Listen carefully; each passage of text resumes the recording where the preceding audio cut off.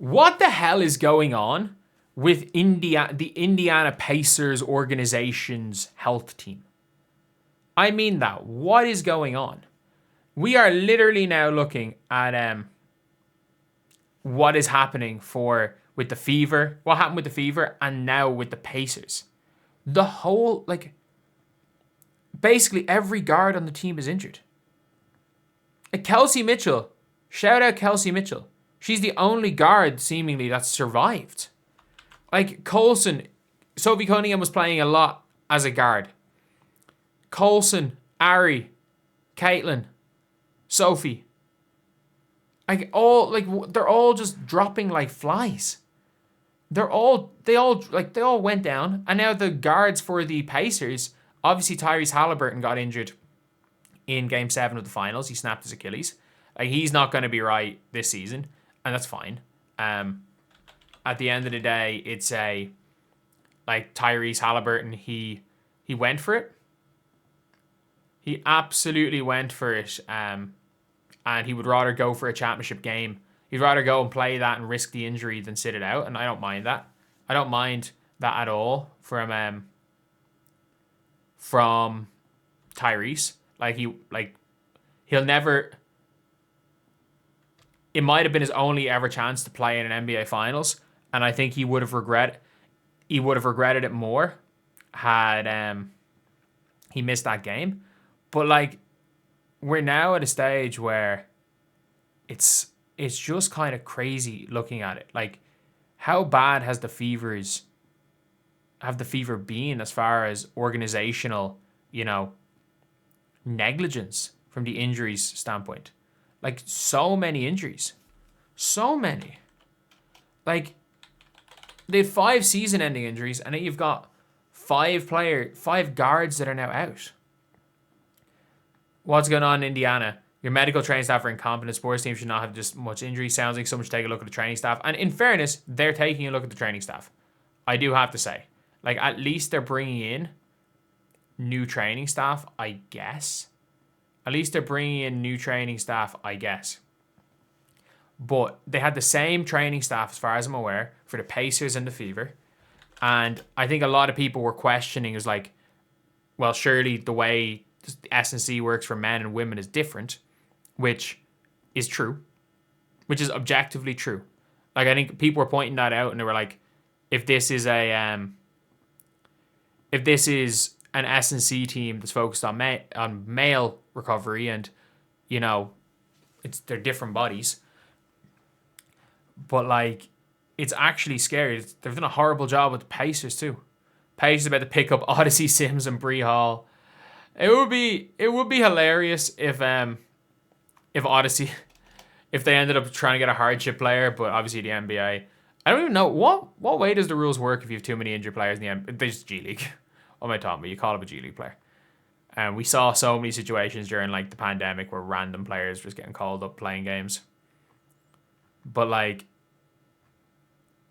you need to abandon the said water. It's actually frightening how badly this team has been hurt.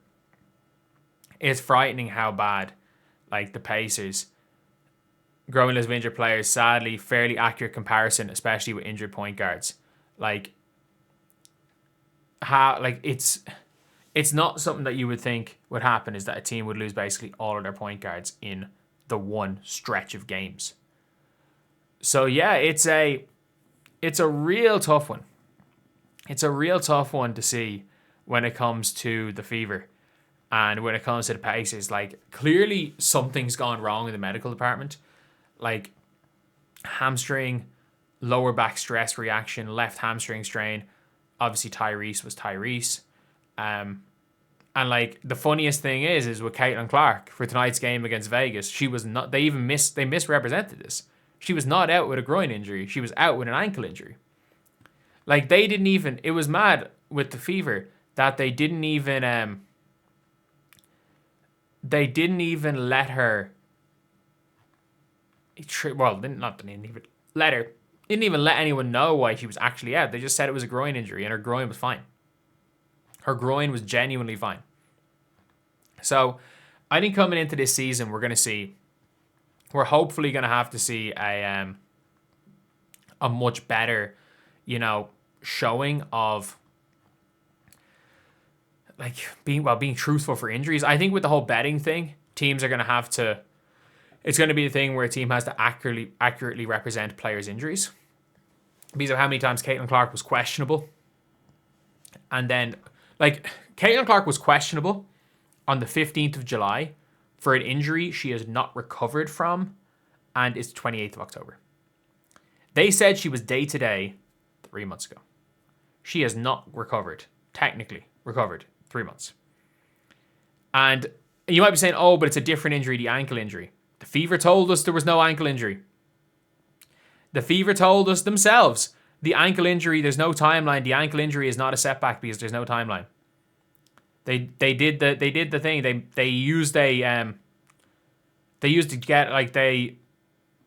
technicality to say that it didn't change the timeline because they never gave a timeline. For that logic, like she could have, if they never gave a timeline for the groin injury, she could have, I don't know, lost her left leg. And they would still say it didn't affect the timeline for the groin injury because, maybe lost her left arm. Because, how are we supposed to know? Because there was no timeline. The timeline actually might have been her entire career. But it's just mad seeing it. It's mad seeing the Indiana Fever, after seeing a year of this, now seeing the Pacers struggling in the exact same way the Indiana Fever were struggling. And you're just like, I don't even know what to say anymore. You're like, it's just kind of getting crazy now. It's just getting all crazy all around, and we're not seeing anything. We hopefully will see something improve, but from this organization, we're still seeing the same team struggling in that regard with the Pacers. So anyway, yeah, it is a very, very interesting one all around. And hopefully next season we don't see the entire Fever team injured. Like, it is, hopefully we don't see the entire team injured coming into next season, because that is a legit possibility. There is a legit possibility that this shit could happen again, and just hopefully we don't. Hopefully we don't, because I assume Colson's going to be on the roster. Maybe they'll hire Colson as an assistant coach for a year.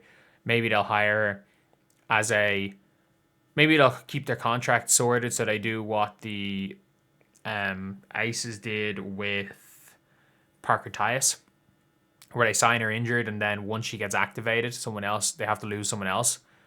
Or what they did with Dantas as well. They signed a 13 player till they had Dantas. But anyway, yeah, I'll see you guys.